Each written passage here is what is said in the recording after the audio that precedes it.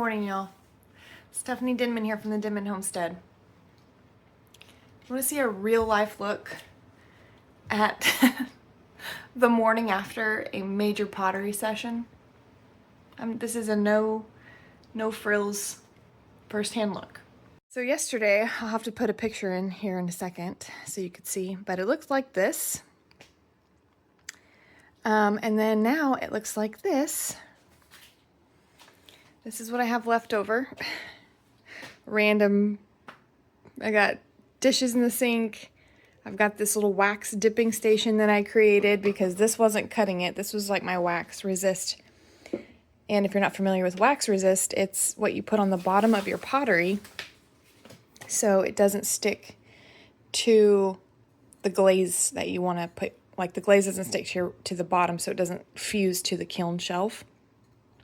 Anyway, I experimented with my own wax that I had for my candle making, and I set it up so I could dip it instead of painting it on because it was taking way too long.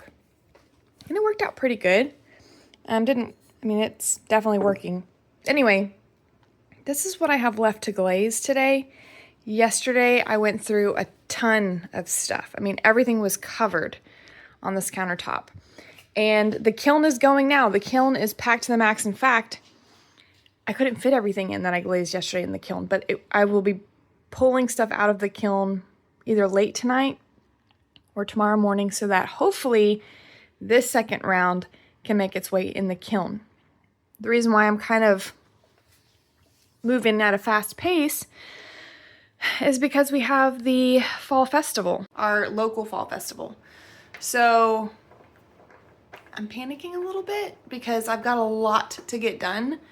I ordered more cast iron skillets for the cast iron candles because those are a big hit. Everyone loves the cast iron candles. So I'm ordering, they're coming in today so I can make more candles. Plus, I want to use some of my own pottery to make candles out of. So glazing is just the first step to get stuff on the show on the road. I need to clear this out. I don't know where I'm going to put everything once I have it glazed because my storage up here packed to the max. I need a different storage. I need more storage. I need a bigger barn. Gosh, what? Let's just do a little expansion. Buddy would kill me. Anyway, so yeah, these little pumpkins. They're gonna be magnets. All right, let's get to it. Today, I'm not gonna do a whole bunch of painting on glazes like I did yesterday. I'm actually gonna be doing our dip glazes, the ones that I got from Irene. I want to do a bunch of those today. So, hopefully we do that. Who knows? I play it by ear all the time. Change my mind. It's okay. But come along with me. Y'all want to see something cute? Aren't these adorable? Oh my goodness. I love them. I can't wait to paint them. Hey guys. Well, after I recorded that video showing you everything that I just cleared out and glazed and everything, and my kiln was packed to the max, tragedy struck. And you might have already gotten a sneak peek if you watched our live on Sunday. But my kiln malfunctioned when it was completely full. This is the first time that's happened where my sitter, and I'll show it to you here in a second, my sitter for the kiln got stuck on high for way too long and it ruined everything. But first, can we just give a shout out to the weather? Can we just be blessed here for a second? Look at these dogs. It is beautiful. It was a high of 50, it was a low of 51 this morning. It was crisp and cool, and now it's like mid 60s. Oh, it feels so good. Feels like fall. Okay, back in here. So let me show you. Just not everything over here is what was completely destroyed. I threw away some stuff already. Let me move some stuff around. This actually is not part of it. Okay, so all of this came out of the kiln, and you might look at it at first glance and be like, that doesn't look destroyed. It is. Let's just get a little bit of a close-up here. So this is a mug, or a cup anyway. It's completely bubbled and unusable. Like, this is not, this melted. This was not supposed to look like this. This glaze, so when it got too hot, it melted everything and bubbled everything, and you can't use these types of things for drinks because it's not food safe now because of the bubbles in it. And some of you might say, well, just refire it. You can sometimes refire it. No, the clay body itself has warped, and it's not good.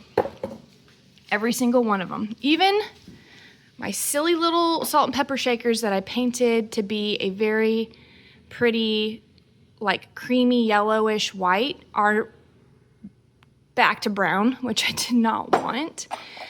I will say, probably, like my spoons, this was part of a spoon. It snapped off in the kiln.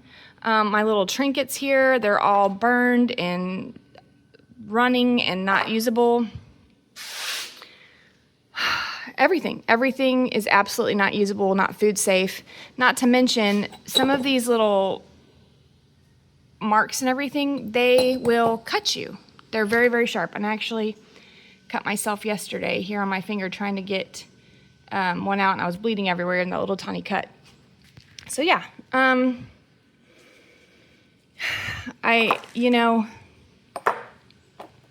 the one thing that actually turned out okay, my little acorn. My acorn dish somehow didn't, there's a few little, I probably won't throw this away. This little honey pot, it's ugly, I think, but someone might like it. It's not completely ruined. This one isn't. I just gotta sand the bottom of that. If you're into brown salt shakers, this right here might be okay. Everything else is ruined, and this stuff cracked. It was just super disheartening. But like I said, I threw away a bunch of stuff. My tic-tac-toe board, it has a crack in it now. Let's see. You can see here. That cracked. It got way too hot. And aside from this right here that is still here that I need to kind of go through and toss and throw away, my kiln shelf. Is it this one? No. Yeah, it's this one.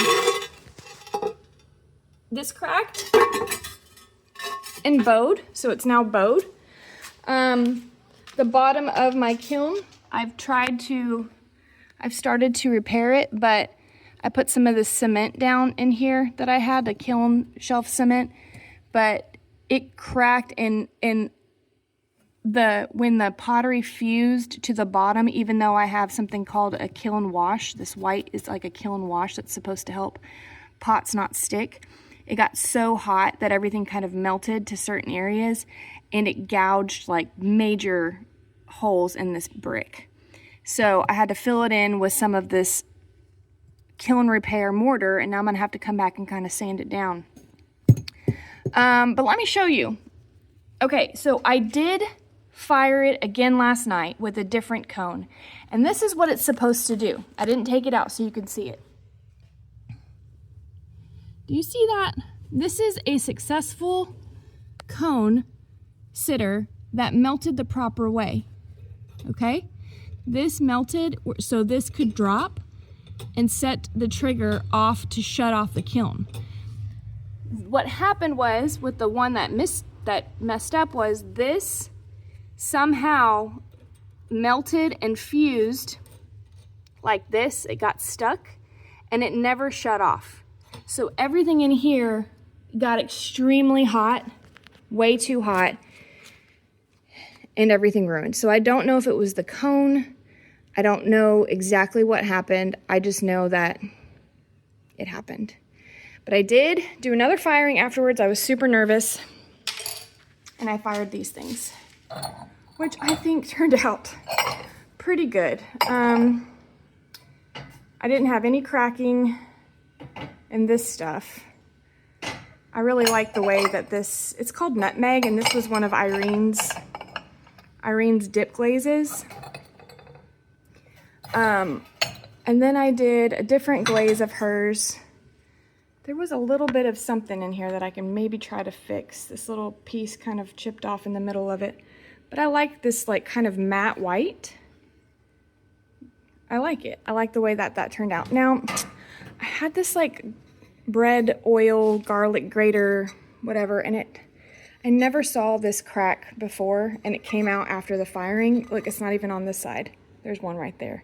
But it's not on the back side where this crack is, so I guess it was just a surface crack. Sometimes you don't even see those until after the firing happens. But yeah, I'll probably just keep this one for myself because, you know, that one doesn't bother me for my own. But yeah, so I did these little ramekin type and these larger bowls and these mugs. So all this set, I'm really proud of it. It's like my first little set. And I loved this mug, but look what happened. I'm disappointed. Guys, it's so crazy how like you can do everything that you think right and everything comes out right, and then one little flaw ruins it. I might try to just pop this handle off, like break it off, and then grind this down and just use this for myself because I absolutely love this cup. But what the heck? Why? It made it through the bisque firing and everything, but this just happened to pop off during the glaze fire. But I love the way that this turned out. I think I might try to do it again, this design, because how cute is a cactus is, right? Okay. And then I did do these. One of them is a spoon rest, one of them's a pumpkin. It turned out, I think, cute. And then these little hanging bird feeders, these turned out okay as well. They have like a little honeycomb design. But yeah, you put birdseed in it and you hang it. I'm gonna put little sticks in here so the birds can perch on the sticks. And they just hang. Buddy likes to laugh at these because it's like, oh, you could put like a tablespoon of bird feed in it. But I just think they're cute. I mean, they're not the largest bird feeders, but really you could probably put like a half a cup of birdseed in it. I love bird feeders. I will tell you, I'll show you, part of my ruined batch of stuff, I did a couple pumpkins, and a couple bird feeders, and I'll go show you those because I'm going to keep them for myself because even though I don't think I can sell them because they're ruined-ish, they were salvageable enough for me, and I'll show you those.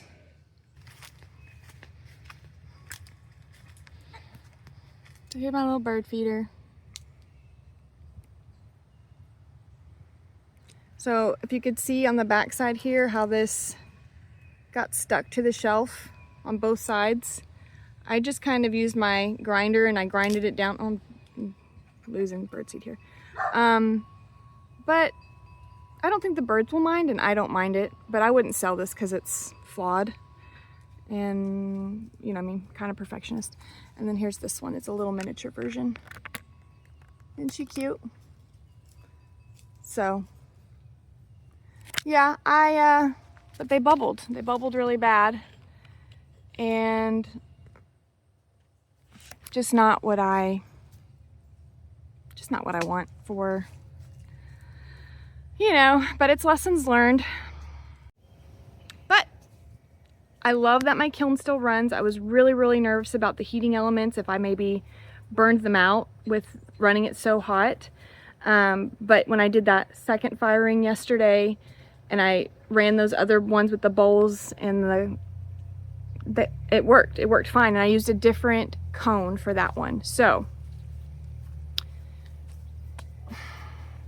lesson learned. I know you win some, you lose some. I know I'm not the only potter that's had something go wrong with their kiln, so so disheartening.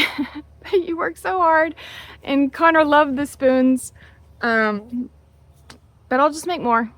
I'll make more, and I'll bring what I can to the festival, and it is what it is. Yeah.